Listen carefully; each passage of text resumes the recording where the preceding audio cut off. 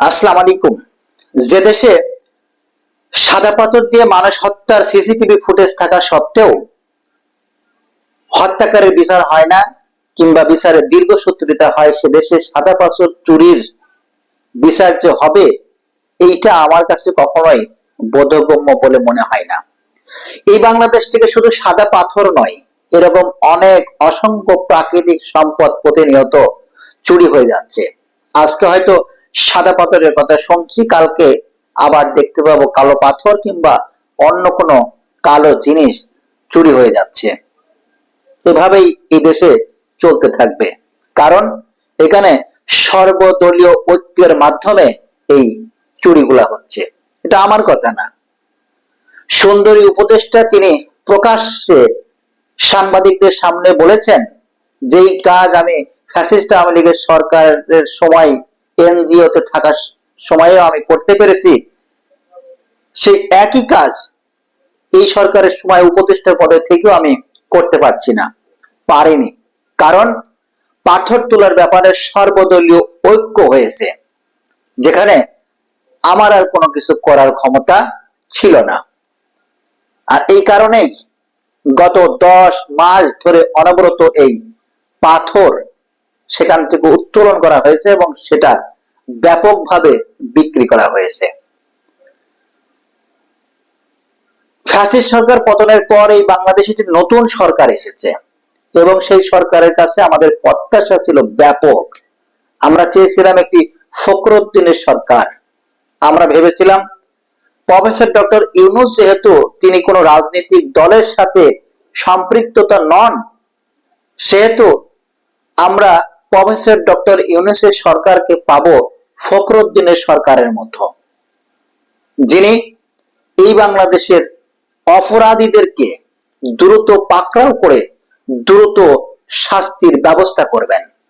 কিন্তু দুর্ভাগ্যজনক হলেও সত্য, এই আইনের নানা ফাঁকফোকর দিয়ে বিচারের সেই দীর্ঘসূত্রিতা এখন পর্যন্ত রয়ে গিয়েছে। আমরা বিচারের জন্য এখনো সেই আগের মতো কাঁদি।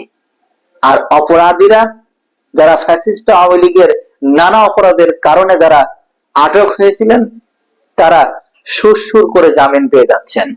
এটা এই বাংলাদেশ।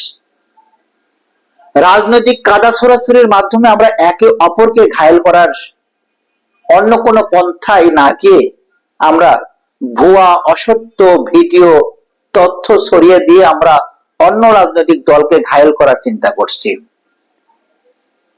যে কারণে সরকারের যে দায়িত্বটা ছিল সেই দায়িত্বটি সরকার পালন করতে পারছে না। আমরা অনবরত ভুয়া অসত্য তথ্য ছড়িয়ে দিচ্ছি, যেটা আমাদের দায়িত্ব না। ইসলামিক দল হিসেবে, নতুন রাজনৈতিক দল এনসিপি হিসেবে আমাদের যে দায়িত্ব, সেই দায়িত্বটা আমরা পালন করছি না। বরঞ্চ এই সমস্ত রাজনৈতিক দলের শীর্ষ পর্যায় থেকে এরকম ভুয়া অসত্য তথ্য মানুষের মাধ্যমে ছড়িয়ে দিয়ে একটি রাজনৈতিক দলকে কাবু করার জন্য তারা ওই রাজনৈতিক দলকে মানুষের জনগণের মুখোমুখি দাঁড় করিয়ে দেওয়ার চেষ্টা করছেন। তাতে কি হচ্ছে? তাতে হচ্ছে এই সমস্ত রাজনৈতিক দলগুলির অনবরত ভুয়া অসত্য তথ্য ছড়ানোর কারণে মানুষ এতটাই ক্লান্ত হচ্ছে যে তারা এখন তাদের সেই ভিডিওগুলো কিংবা ছড়িয়ে দেওয়া সেই তথ্যগুলোকে তারা আর বিশ্বাস করতে পারছেন না। অর্থাৎ অবিশ্বাসের নানা ডালপালা এখন এই মানুষের মধ্যে গ্রাস করছে। শুধু একটা দুটো নয়, সেই পাথর দিয়ে মানুষ হত্যা থেকে শুরু করে তুইন হত্যা এবং এই যে নানা জায়গায় নানা যে ঘটনাগুলি ঘটছে, সেই ঘটনার ভুয়া যে মিডিয়া ট্রায়াল, সেটা যে কতটা ভয়ঙ্কর সেটা সারা দেশবাসী কিন্তু দেখে অবাক হয়েছে। নিশ্চিতভাবে আপনারা দেখেছেন একজন বিএনপির একজন উপদেষ্টা, তার বিরুদ্ধে একটা নোংরা ভুয়া মিডিয়া ট্রায়াল করা হলো, যেখানে তার বিরুদ্ধে বলা হলো 7 বস্তা টাকা সহ র্যাব গ্রেপ্তার করেছেন। অথচ সেই সময় তিনি গরিবের মাঝে ভ্যান রিক্সা বিতরণ করছেন। এভাবেই এই বাংলাদেশে অনবরত অসত্য মিথ্যা গুজব ছড়িয়ে সত্যিকার জিনিসটাকে আরো হালকা করে দিচ্ছেন। আর এই সত্যকার জিনিসটাকে হালকা করে দেওয়ার কারণেই প্রফেসর ডক্টর ইউনূসের সরকার যে পদক্ষেপগুলো নেবেন সেই পদক্ষেপগুলো নিতেও এখন ভয় পাচ্ছেন। ওই যে এর ভেতরে নানা ভুয়া অসত্য তথ্য থাকছে, যে কারণে তিনিও এখন ভয় পাচ্ছেন। সর্বশেষ আমাদের কাছে দুঃখটা কি জানেন?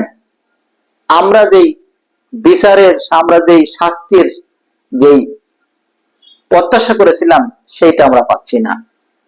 সেটা পাচ্ছি না বলেই বর্তমান বাংলাদেশের এই বিদ্যমান পরিস্থিতি। অর্থাৎ শ্রীলঙ্কায় যেখানে এটি সরকার পতনের পর যে দেশে দুর্নীতি জিরো টলারেন্সে গিয়ে ঠেকছে, যে দেশে তত্তর করে বেড়ে চলেছে, ঠিক সেই একই কার্যকলাপে বাংলাদেশে হলেও আমার বাংলাদেশ এখন অবনতির দিকে যাচ্ছে। আমি জানি না আগামীতে আমরা আসলে আর কোন দিকে যাব।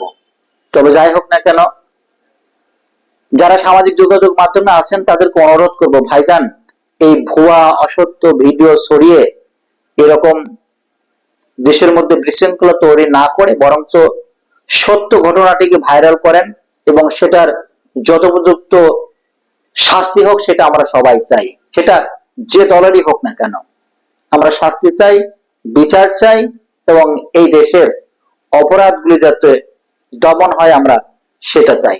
সবাই ভালো থাকবেন। আসসালামু আলাইকুম ওয়া রাহমাতুল্লাহি ওয়া বারাকাতুহু।